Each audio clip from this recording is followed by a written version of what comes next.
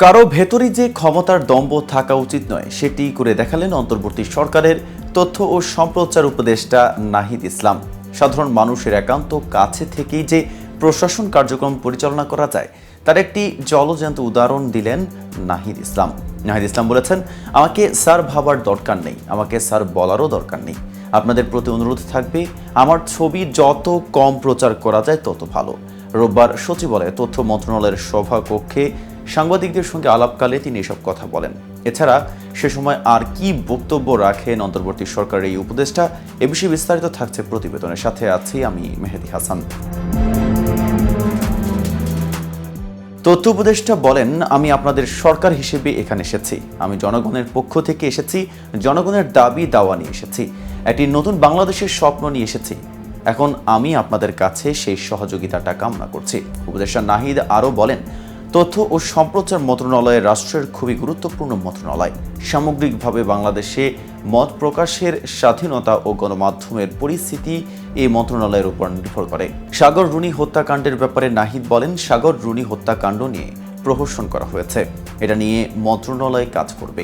এছাড়া স্বাধীন গণমাধ্যম কমিশনের কথা প্রাথমিকভাবে ভাবা হচ্ছে জানিয়ে তিনি বলেন, সাংবাদিকদের সঙ্গে আলোচনা করে এটি ঠিক করা হবে। তিনি বলেন, নিবর্তনমূলক আইন যেগুলো গণমাধ্যমের স্বাধীনতার জন্য অন্তরায় সেগুলো পুনর্বিবেচনা করতে হবে। এ সময় ছাত্র জনতার অভ্যুত্থানে গণহত্যার প্রকৃত চিত্র প্রকাশ করে তদন্তের সহায়তা করতে গণমাধ্যমের প্রতি আহ্বান জানান নাহিদ ইসলাম। তিনি বলেন, সাংবাদিকদের মধ্যে দলাদলি চাই না, মানুষের জন্য নিরপেক্ষ সাংবাদিকতার চর্চা হোক। স্বাধীন গণমাধ্যম কমিশনের কথা প্রাথমিকভাবে ভাবা হচ্ছে, সাংবাদিকদের সঙ্গে আলোচনা করে এটি ঠিক করা হবে। উল্লেখ্য, কোটা সংস্কার আন্দোলনের প্ল্যাটফর্ম বৈষম্য বিরোধী ছাত্র আন্দোলনের অন্যতম সমন্বয়ক ছিলেন ঢাকা বিশ্ববিদ্যালয়ের শিক্ষার্থী মোহাম্মদ নাহিদ ইসলাম ফাহিম। মাত্র ২৬ বছর বয়সে জাতির কাণ্ডারি হয়ে স্বৈরাচারের কবল থেকে ১৬ কোটি জনগণকে মুক্ত করেছেন তিনি। মুক্তিদাতা হয়ে উঠেছেন বাংলাদেশের মানুষের কাছে। মিষ্টভাষী ও মিশুক প্রকৃতির যুবক নাহিদ বক্তব্য দানে বেশ পটীয়সী, কর্মসূচির নাম নির্ধারণে বেশ বৈচিত্র্য দেখিয়েছেন তিনি। আন্দোলনে সুশৃঙ্খলভাবে সমন্বয় করতে পেরে সবার প্রশংসা কুড়িয়েছেন নাহিদ। মাসখানেক আগেও বাংলাদেশের হাতে গোনা কয়েকজন মানুষই জানতেন নাহিদের নাম। সেই নাহিদই এখন বিশ্বের বিভিন্ন প্রান্তে পরিচিত নাম হয়ে উঠেছেন।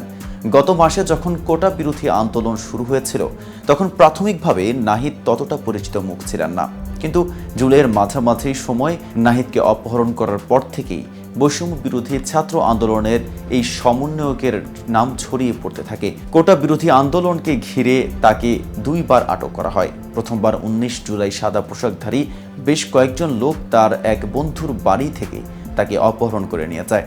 চোখে কাপড় বেঁধে হাত কড়া পরিয়ে তার উপর অকথ্য নির্যাতন চালানো হয়। দুদিন পর পূর্বাঞ্চলে একটি ব্রিজের তলায় নিজেকে আবিষ্কার করেন নাহিদ। এরপর নিজেই কোনোভাবে একটি রিকশায় উঠে বাড়িতে ফেরেন। দ্বিতীয়বার ২৬ জুলাই ধানমন্ডির গণস্বাস্থ্যনগর হাসপাতাল থেকে তাকে অপহরণ করা হয়। পরে স্বরাষ্ট্রমন্ত্রী ও সাবেক ডিবি প্রধান হারুন জানান, নিরাপত্তার স্বার্থে তাকে হেফাজতে নেওয়া হয়েছে। আন্দোলনকারী ছাড়াও নাহিদ ইসলামের রয়েছে রাজনৈতিক পরিচয়। তিনি গণতান্ত্রিক ছাত্র শক্তির কেন্দ্রীয় নেতা। ছাত্র অধিকার সংরক্ষণ পরিষদ থেকে বেরিয়ে ডাকসুর সাবেক সমাজসেবা সম্পাদক আক্তার হোসেনের নেতৃত্বে গড়ে তোলা হয়েছিল গণতান্ত্রিক ছাত্র শক্তি। আজ এ পর্যন্তই। নিত্য নতুন সকল আপডেট পেতে কেটিভি নিউজ 24 এর সাথেই থাকুন।